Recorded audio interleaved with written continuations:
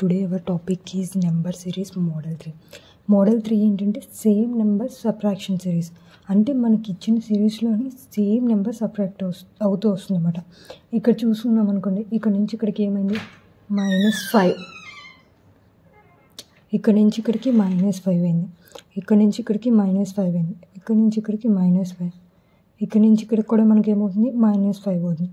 అంటే 25 అనేది మనకు ఆన్సర్ అవుతుంది ఫ్రెండ్స్.